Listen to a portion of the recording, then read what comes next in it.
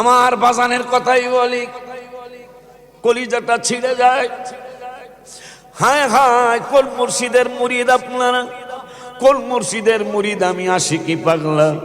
একটু শুনলে মনে হয় খারাপ আপনারও লাগবে।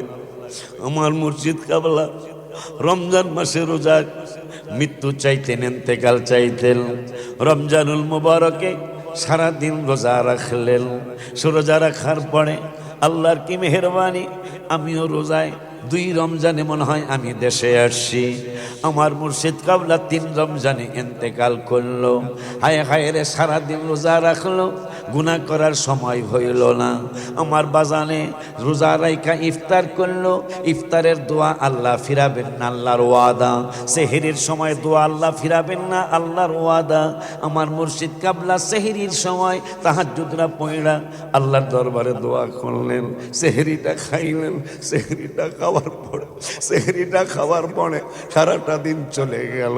জোহরের নামাজ পড়লেন। মুরিদানদের জন্য, যারা পুরানো মুরিদ, আমার ছাত্র শাফাতুল্লাহর আব্বা পুরানো একজন মুরিদ দরবার শরীফের মুর্শিদের সাথে দেখা করার জন্য, দেখা হওয়ার জন্য বাজানের বাড়িতে মেসে থাকলেন। আব্বা জানলারে আমার এই সমস্ত পীর ভাই বোন যারা ছিল, পরে প্রতিদিন অন্তত 150 থেকে 200 মানুষ। আমার বাজান কিন্তু বিল্ডিং কইরা যায় না,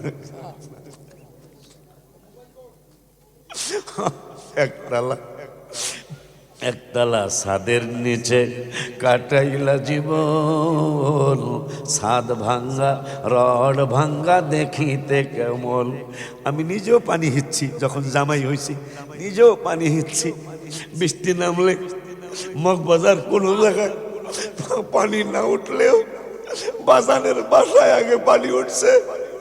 একদিন আমি বললাম, আব্বু আপনি মাদ্রাসার জায়গায় মাটি ফেলান, হাতির ঝিল কবে উঁচা হবে, কবে বিল্ডিং হবে, কবে আপনি এখানে মাদ্রাসা করবেন। আমার বাজানকে বললাম, এই রকম অবস্থায় কি মানুষ থাকতে পারে? হায় হায়, ওই একটা ভাই যে ছিল বেড়া বানাইতো, নাম জানি কি, গেদার বাপই তো মনে হয়, গেদার বাপ। তারে দিয়া কাঠের খুঁড়ি লাগাইলো, ছাদ যেন ভাঙে না পড়ে। কাঠের খুঁড়ি লাগাই দিল, ছাদ যেন না ভাঙে। রুয়া বাগা লাগাই দিল কাঠের, যেখানে রড দেওয়া দরকার, কিন্তু সেইটা না দিয়ে বাগা বোঝেন কিনা, রুয়া বোঝেন কিনা জানি না, টিনের ঘর করলে লাগে, সেই রুয়া লাগাই দিলেন, বাঘা লাগাই দিলেন। আমি বললাম, বাবা আপনার কি এতটুকু তৌফিক নাই? পুরান ছাদরা ভেঙে আমরা একটা নতুন ছাদ করে দেই, যদি আমাদের টাকা ফ্রি না নেন তাহলে হাওলাত দেই, আপনি আস্তে আস্তে পরিশোধ করবেন। আমার বাজান লাগে, আব্বা আমি আগে কবরের জায়গাটা রেডি করে নেই, এরপরে আমি বাড়ি করব।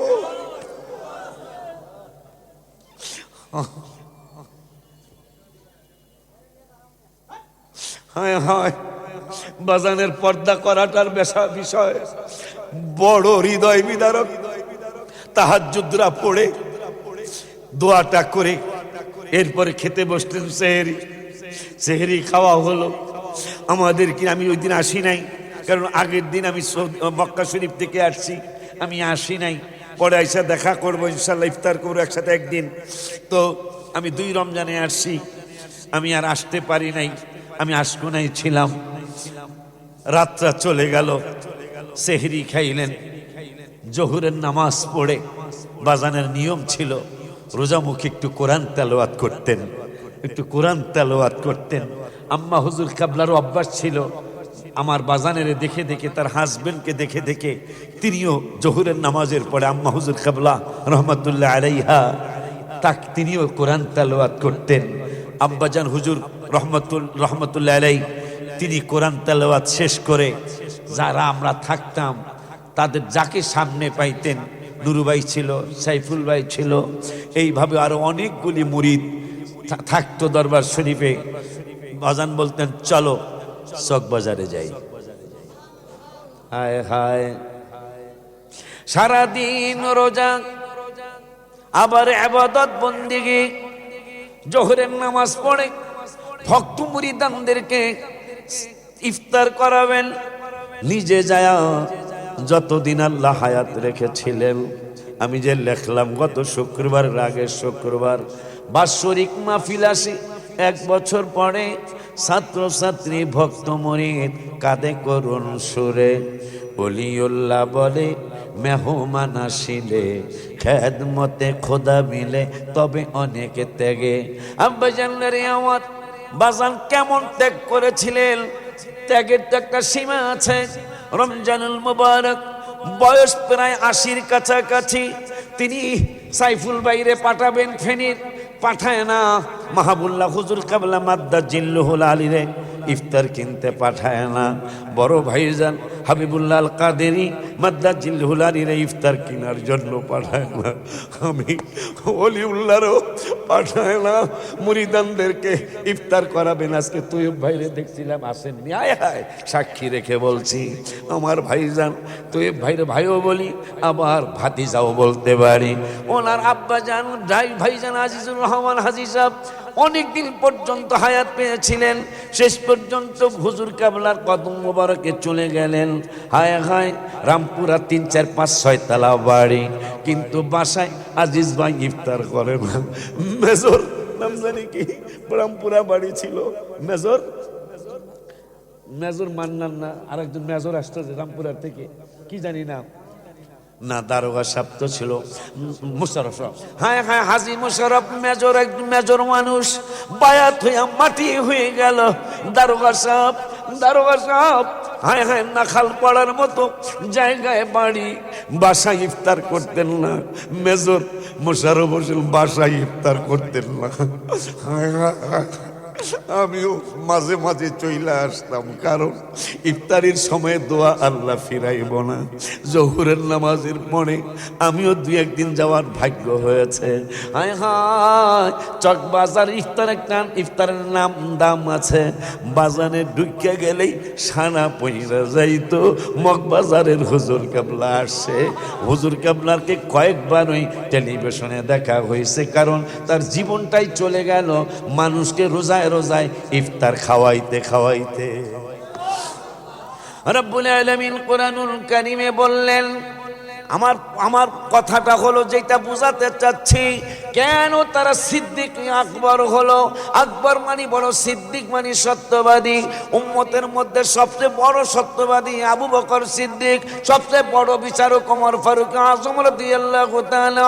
পৃথিবীর মধ্যে দুই নূরওয়ালা কোন সাহাবীকে, কোন মানুষকে বলা হয় নাই। ওসমান জিন্নুরাইন রাদিয়াল্লাহু তাআলা কে 2 নূরওয়ালা বলা হয়েছে। কেমনে তারা 2 নূরওয়ালা হলো?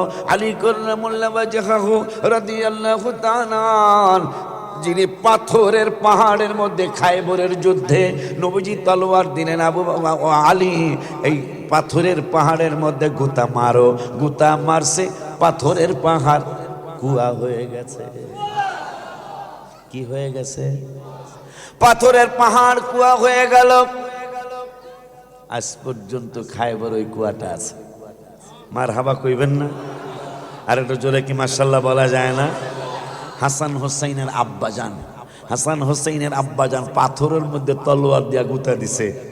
এই গুতায় পাথরের পাহাড়, পাথরের জায়গাটা কাদামাটির মতো হয়ে গেল, একটা কুয়া সৃষ্টি হলো। সেই কুয়া এখনো খায়বর প্রান্তে আছে। আমি গজলও লিখেছি, খায়বর প্রান্তে আলীর কোলে নবী সাইয়েদে না। এবারে কি? আসরের নামাজ কাজা হয়ে যায়, নবীকে জাগায় না। ডুবন্ত সূর্য ডাক দিয়া রাসূলুল্লাহ কয় না, ডুবন্ত সূর্য ডাকে দিয়ে কয় নবী আলী নামাজ পড়ো না, ইমানদার দেওয়া না যেতে চায় মাদিনা, ইমানদার দেওয়া যেতে চায় মদিনা বাবা কুরআনে এত নবীজির শান মুনাফিক দেখে না কুরআনে মুনাফিক দেখ না ইমানদার দেওয়া না যেতে চায় মদিনা ইমানদার দেওয়া যেতে চায় মদিনা শাক্ক কমর সিরাজম মুনীরা কুরআনে ঘোষণা আকাশের চাঁদ ডাক দেয় নবীজি জমিনে আসো না নবীর ডাকে আমি এই সুরটা শেষ করলেই ইয়া রাসূলুল্লাহ বলে আপনারা জোরে সবাই একটা ডাক দিবেন নবীর ডাকে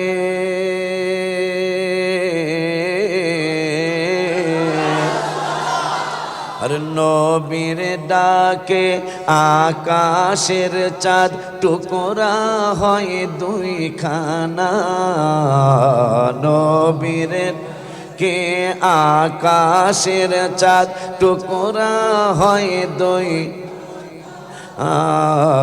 ইমানদার দেওয়া যেতে চায় মদিনা ইমানদার দেওয়া যেতে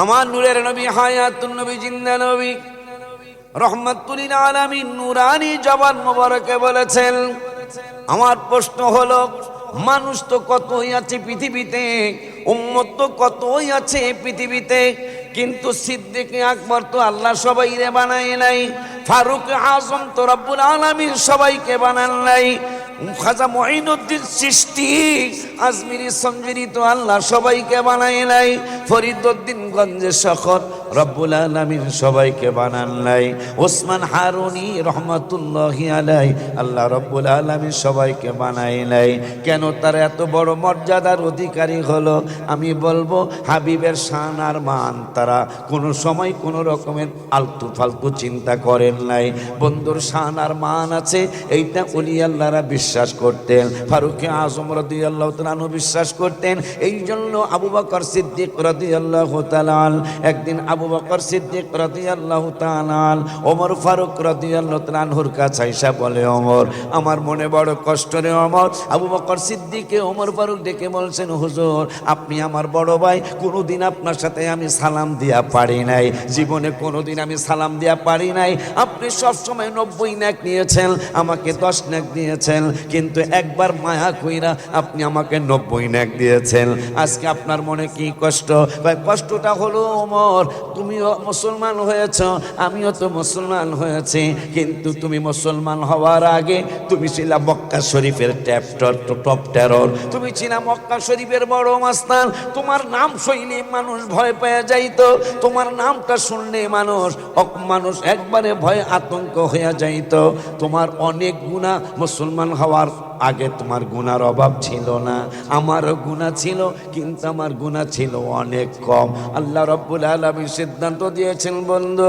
আপনার হাত মোবারকে হাত দিয়া যারা মুসলমান হয়ে যায় মুসলমান হয়ে গেছে এই মানুষগুলার গুনাহগুলি আমি নেক বানায়া দিলাম ওগো ওমর তোমার গুনাহ ছিল পাহাড় সমিনার সম পরিমাণেরও বেশি কারণ নূরের নবী সাল্লাল্লাহু আলাইহি ওয়াসাল্লামকে শহীদ করার জন্য তুমি তলোয়ার নিয়ে গিয়েছিলা তলোয়ার নিয়ে যায় যদিও ইমানদার হয়ে গেছো কিন্তু তার আগে তুমি অনেক বড় অন্যায় অপরাধ করেছিলে আল্লাহ রাব্বুল আলামিন তোমার গুনাহগুলি মুসলমান হওয়ার পরে নেক বানায়া দিছে আমার গুনাহগুলিও নেক বানায়া দিছে কিন্তু ওমর কথাটা বইলা দেই কি কথা আমার চেয়ে তোমার নেক অনেক বেশি আবু বকর সিদ্দিক বলতেছেন আমার চেয়ে তোমার নেক অনেক বেশি তো ওমর কয় দলিল কি আবু বকর সিদ্দিকের দলিল দলিল দলিল তো ওমর তাকায়া রইছে আমার নেক নাকি অনেক বেশি। দলিল দেন আমার নেক যে আপনার থেকে বেশি। কয় তুমি যে কত গুনাহ করছো ঈমান আনার আগে, আল্লাহ সব গুনাহগুলি নেক বানাইছে ঈমান আনার পরে। আমারও নেক গুনাহগুলি নেক বানাইছে, কিন্তু আমার অপরাধ ছিল অনেক কম, এই জন্য গুনাহ আমারটাও পাল্টাইয়া নেক বানাইছে। আমার গুনাহ কম থাকার কারণে পাল্টানোর পরে আমার নেক বেশি হয় নাই, কিন্তু তোমার অনেক বেশি গুনার কারণে তোমার নেক যখন আর তোমার গুনাহ যখন আল্লাহ পাল্টাইছে, তোমার নেক অনেক বাড়ছে। ওমর কয় তাইলে আমার একটা প্রস্তাব। ওমর ফারুক রাদিয়াল্লাহু তাআলা আনহুকে আবু বকর সিদ্দিক ডেকে বললেন, কি প্রস্তাব তোমার?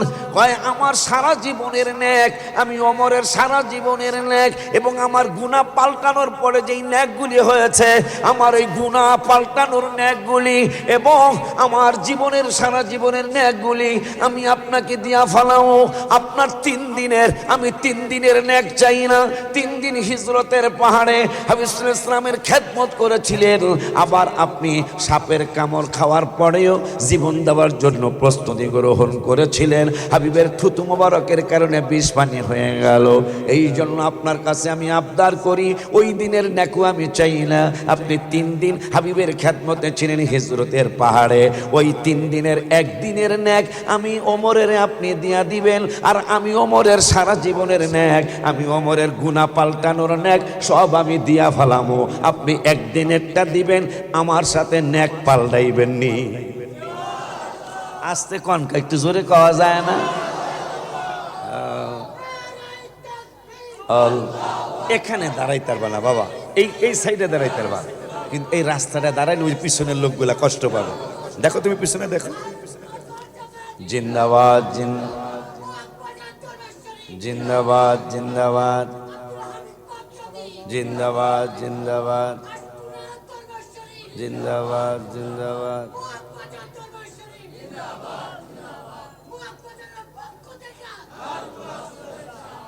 তুই সিরিয়াল ঠিক রাখবি তো, আগে সেজদায় গিয়ে পরে রুকুতে গেল হইব, রুকু যায়া পরে সেজদায় যাইতে হবে, ঠিক নি রে? আগে মগবাজার দরবার শরীফ, এরপরে কইতে হইব আমাকে কানা ল্যাংড়া কথা, কথা কয় না, ঠিক নি রে? কারণ মূল ঠিক রাখতে হবে, মূলে যেন কোনো গন্ডগোল না হয়। মূলে যদি কেউ গন্ডগোল করে, আমিও যদি করি, আমি ধরা পড়ে যাব। হুজুর কেবলা যদি মূলে গন্ডগোল করে, হুজুর কেবলাও ধরা পড়ে যাবেন। আমরা 4টা ভাই, বাজানের ডালপালা, বাজান হইল আমাদের মূল। এই 4 জনের মধ্যে আমরা যদি মূলে গন্ডগোল করি, আজকে হয়তো বুঝবো না, কালকে হয়তো বুঝবো না, আমারও কিন্তু সাথে রাখছে, 5-5 দিন হয়তো বুঝবো না, একদিন এমন সময় আসবে বুঝবো, তখন বুঝলে কোনো কাম হবে না, কথা কয় না।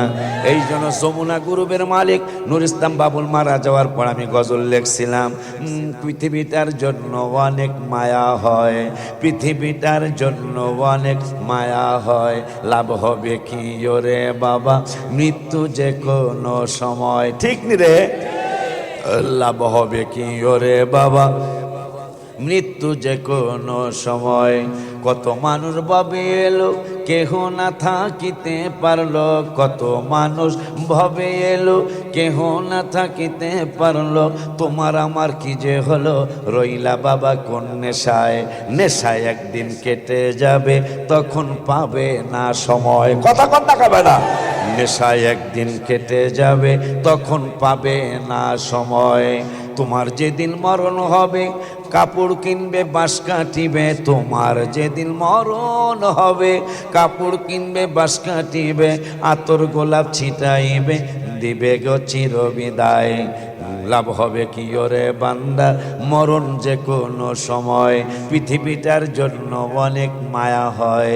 নুর ইসলাম বাবুল যেদিন মারা গেছেন, যমুনা গ্রুপের 39টা কোম্পানির মালিক যিনি ছিলেন, কত হাজার কোটি টাকার মালিক তিনি গণে যেতে পারেন নাই, কিন্তু তার ইন্তেকালের একদিন পরে এই গজলটা আমি লিখেছি, কারণ 40 জন হায়ার কইরা ডাক্তার আনার পরে বিদেশ থেকে, আর বাংলাদেশের নামি দামি সব ডাক্তার ওনার পাশে বসা, কিন্তু বাঁচানো গেল না, কথা বলেন না কেন? বাঁচানো গেল না। আজরাইল কারো কথা শুনে? কথা বলেন না কেন? আজরাইল কি কারো কথা শুনবো? আজরাইল কারো কথা শুনবে না। আমার বাজানের কথাই বলি, কলিজাটা ছিঁড়ে যায়। হায় হায়, কোন মুর্শিদের মুরিদ আপনারা, কোন মুর্শিদের মুরিদ আমি আশিকি পাগলা। একটু শুনলে মনে হয় খারাপ আপনারও লাগবে। আমার মুর্শিদ কাবলা রমজান মাসে রোজা, মৃত্যু চাইতেন, ইন্তেকাল চাইতেন। রমজানুল মুবারকে সারাদিন রোজা রাখলেন। রোজা রাখার পরে আল্লাহর কি মেহেরবানি, আমিও রোজায় 2 রমজানে মনে হয় আমি দেশে আসছি। আমার মুর্শিদ কাবলা 3 রমজানে ইন্তেকাল করলো। হায় হায় রে, সারাদিন রোজা রাখলো, গুনাহ করার সময় হইল না। আমার বাজানে রোজা রাইখা ইফতার করলো। ইফতারের দোয়া আল্লাহ ফিরাবেন না, আল্লাহর ওয়াদা। সেহরির সময় দোয়া আল্লাহ ফিরাবেন না, আল্লাহর ওয়াদা। আমার মুর্শিদ কাবলা সেহরির সময় তাহাজ্জুদরা পড়া আল্লাহর দরবারে দোয়া করলেন। সেহরিটা খাইলেন। সেহরিটা খাওয়ার পরে সারাটা দিন চলে গেল। জোহরের নামাজ পড়লেন। মুরিদানদের জন্য, যারা পুরানো মুরিদ, আমার ছাত্র শাফাতুল্লাহর আব্বা পুরানো একজন মুরিদ দরবার শরীফের মুর্শিদের সাথে দেখা করার জন্য, দেখা হওয়ার জন্য বাজানের বাড়িতে মেসে থাকতেন। আব্বা জানলারে আমার এই সমস্ত পীর ভাই বোন যারা ছিল, পরে প্রতিদিন অন্তত 150 থেকে 200 মানুষ। আমার বাজান কিন্তু বিল্ডিং কইরা যায় না,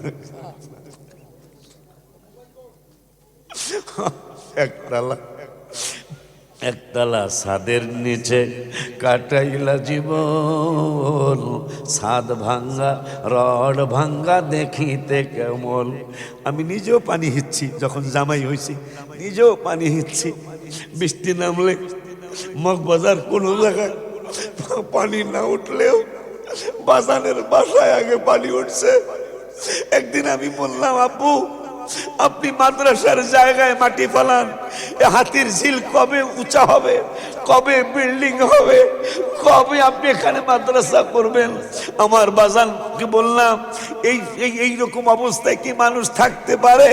হায় হায়, ওই একটা ভাই যে ছিল বেড়া বানাইতো, নাম জানি কি, গেদার বাপই তো মনে হয়, গেদার বাপ। তারে দিয়া কাঠের খুঁড়ি লাগাইলো, ছাদ যেন ভাঙে না পড়ে। কাঠের খুঁড়ি লাগাই দিল, ছাদ যেন না ভাঙে। রুয়া বাগা লাগাই দিল কাঠের, যেখানে রড দেওয়া দরকার, কিন্তু সেইটা না দিয়ে বাগা বোঝেন কিনা রুয়া বোঝেন কিনা জানি না, টিনের ঘর করলে লাগে, সেই রুয়া লাগাই দিলেন, বাঘা লাগাই দিলেন। আমি বললাম, বাবা আপনার কি এতটুকু তৌফিক নাই? পুরান ছাদরা ভেঙে আমরা একটা নতুন ছাদ করে দেই।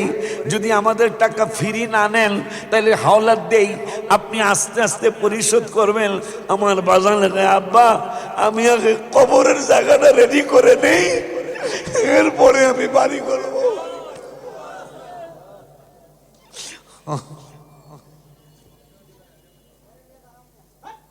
হায় হায়, বাজানের পর্দা করাটার বিষয় বড় হৃদয় বিদারক। তাহাজ্জুদরা পড়ে দোয়াটা করে এরপরে খেতে বসলেন। সেহরি খাওয়া হলো আমাদের কি। আমি ওই দিন আসি নাই, কারণ আগের দিন আমি মক্কা শরীফ থেকে আসছি, আমি আসি নাই। পরে আইসা দেখা করবো ইনশাল্লাহ, ইফতার করবো একসাথে একদিন। তো আমি 2 রমজানে আসছি, আমি আর আসতে পারি নাই, আমি আশকোনায় ছিলাম। রাতটা চলে গেল, সেহরি খাইলেন। জোহরের নামাজ পড়ে বাজানের নিয়ম ছিল রোজামুখী একটু কোরআন তেলাওয়াত করতেন, একটু কোরআন তেলাওয়াত করতেন। আম্মা হুজুর কাবলারও অভ্যাস ছিল, আমার বাজানের দেখে দেখে, তার হাজবেন্ডকে দেখে দেখে তিনিও জোহরের নামাজের পরে আম্মা হুজুর কাবলা রহমতুল্লাহ আলাইহা তিনিও কোরআন তেলাওয়াত করতেন। আব্বাজান হুজুর রহমতুল্লাহ আলাই তিনি কোরআন তেলাওয়াত শেষ করে যারা আমরা থাকতাম তাদের যাকে সামনে পাইতেন, নুরু ভাই ছিল, সাইফুল ভাই ছিল, এইভাবে আরো অনেকগুলি মুরিদ থাকতো দরবার শরীফে। বাজান বলতেন, চলো চক বাজারে যাই।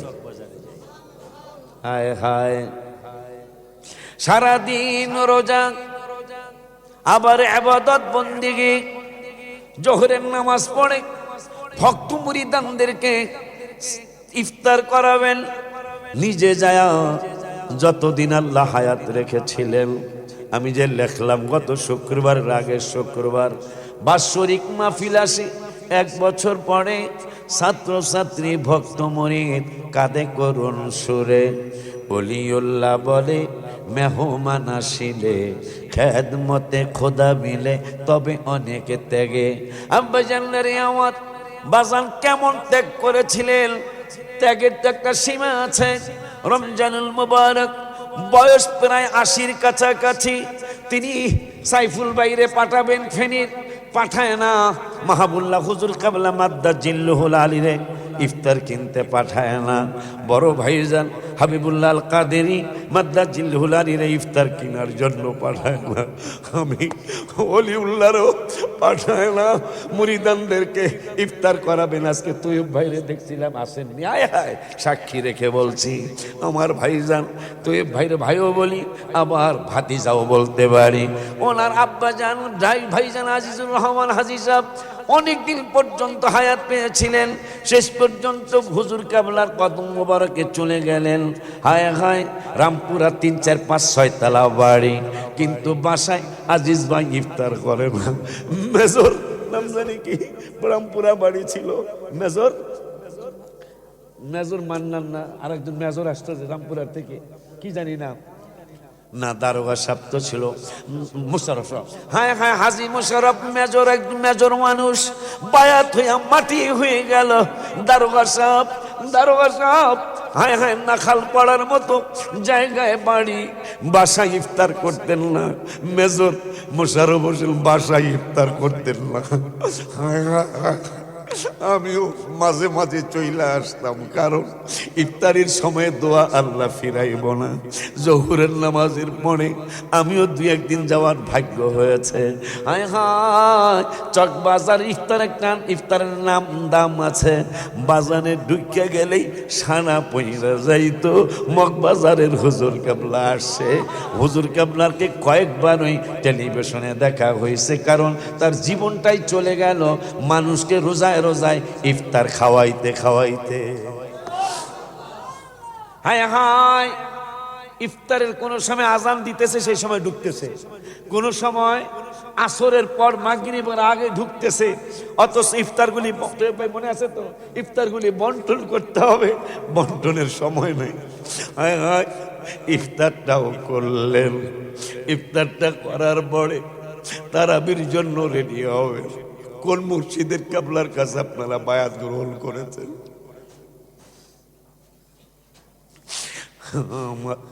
হামিদ চাঁদরে হারায়া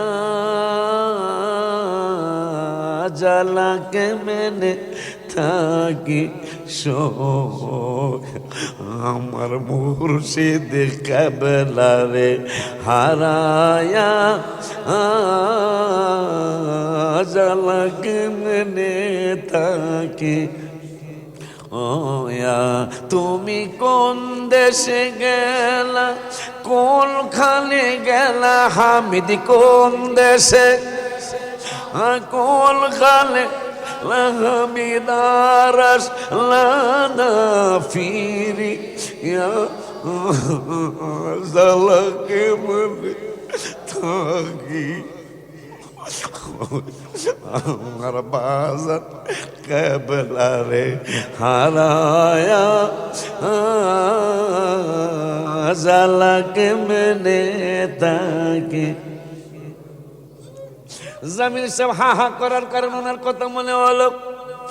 মাঝে মাঝে আমি বেশি কিছু করতে পারি নাই, আমার যখন মাহফিলের পরিধি আল্লাহ বাড়াইয়া দিলেন, মুর্শিদ কাবলার নজরও করবে।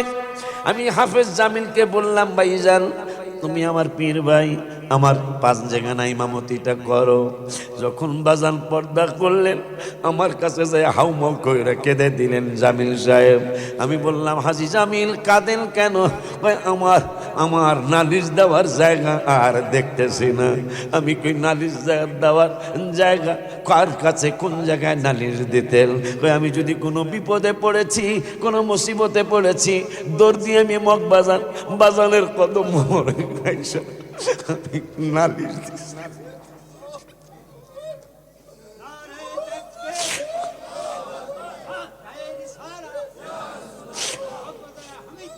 জিন্দাবাদ। বাজান্নারি আমার,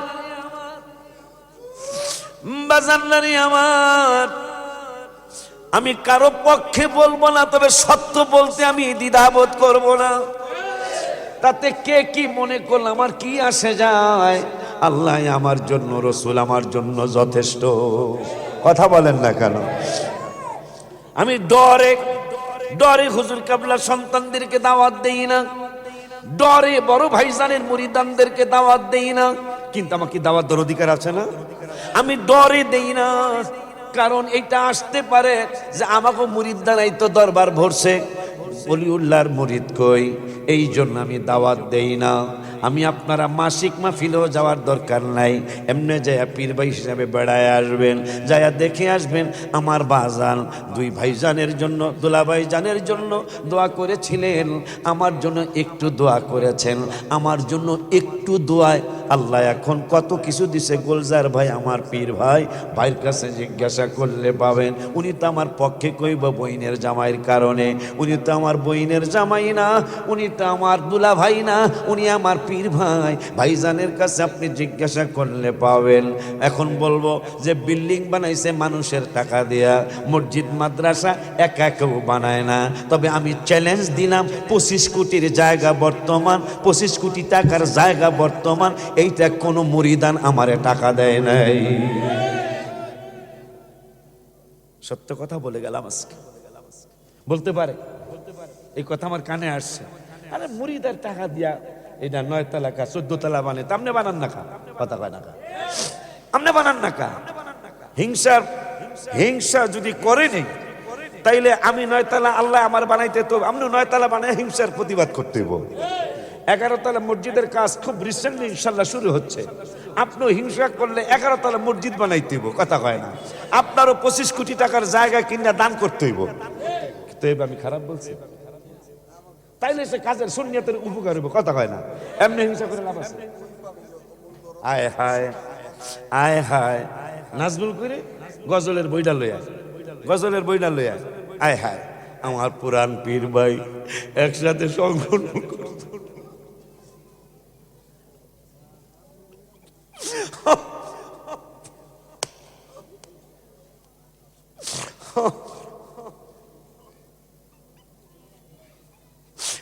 আগুন আগুন নিভে না রে, জ্বলে আমার অন্তরে, মুর্শিদ বিনে প্রেমের আগুন নিভাইব কেমনে রে, আগুন নিবে না রে।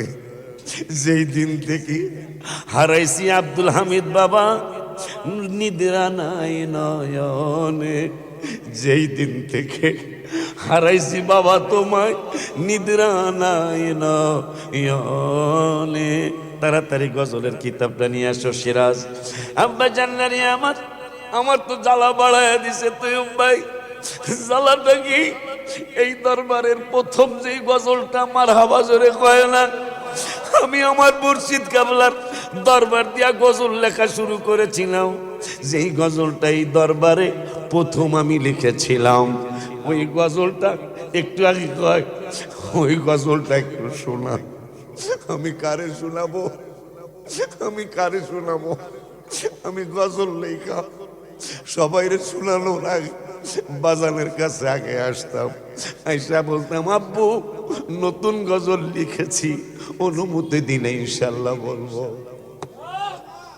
বাজানের আগে শুনায়া পরে আমি মাহফিলে এটা সাপ্লাই দিতাম, কারণ মুর্শিদ কাবলার একটু নজর, এটা আমি অন্তত চেয়েছিলাম। আপনারা অনেকেই মুর্শিদের নজর চান না।